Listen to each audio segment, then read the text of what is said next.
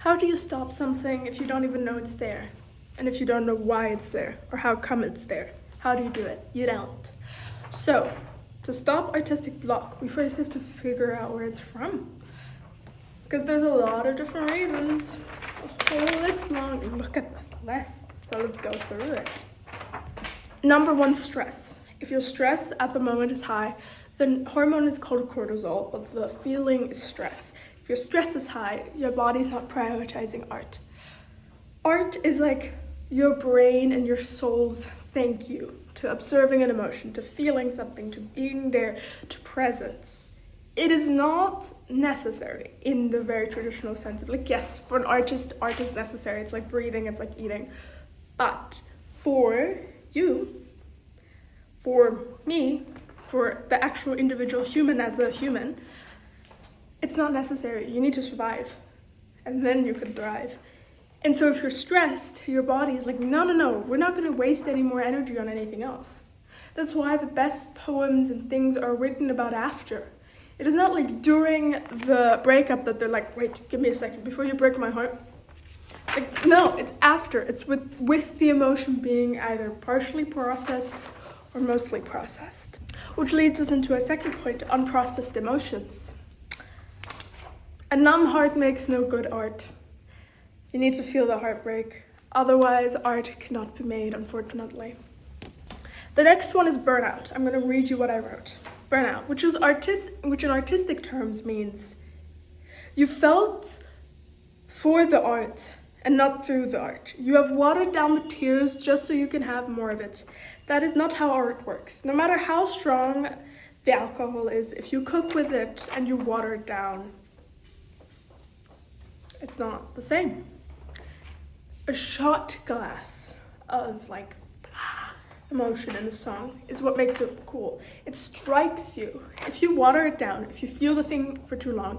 And there's this misconceived notion of like you can never let things go and you just have to stay with this forever. No.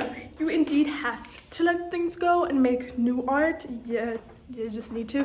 I have a whole video about the wholeness of that topic in this playlist, one of the previous videos. Fear of imperfection. I've said it before, I'll say it again.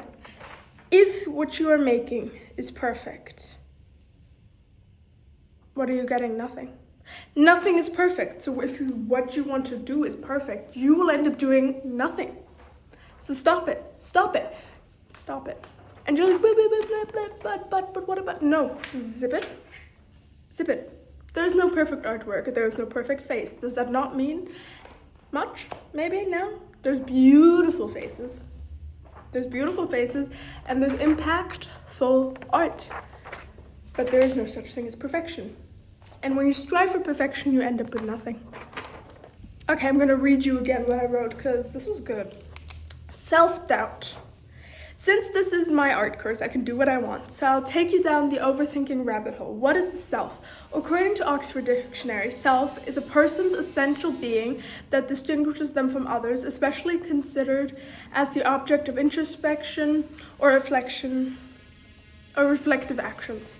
This is the best definition I have so far found, but it is still feels incredibly vague and incomplete.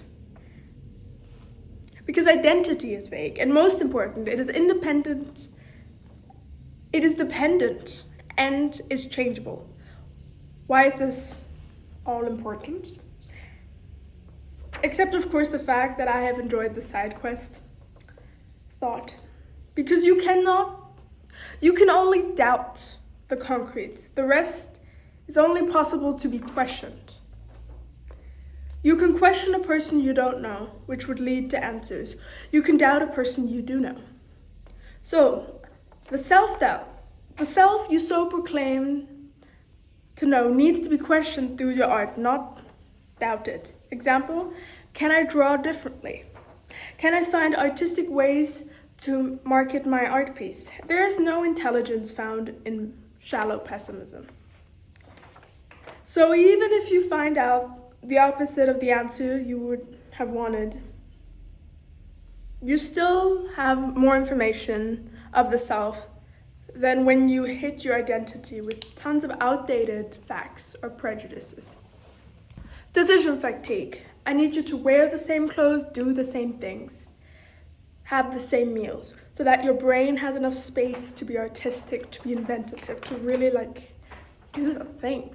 Because it is your brain's thank you. It is not necessary. So if you're picking your outfits, if you're doing this, if you're doing that every day, not great. To do it on Sundays. Prepare it for the week. It's not that you can never pick outfits. It's not that you can't be stylish, but you do need to be very, very intentional with your mind, with the brain space you have. With the brain space you have. Okay, well, I'm a poet and I'm a writer. My 3 books are below, my 2 poetry books and my 1 fiction book. And if you want snippets of those, go check out my TikTok. And yeah, don't forget to like, comment, and subscribe.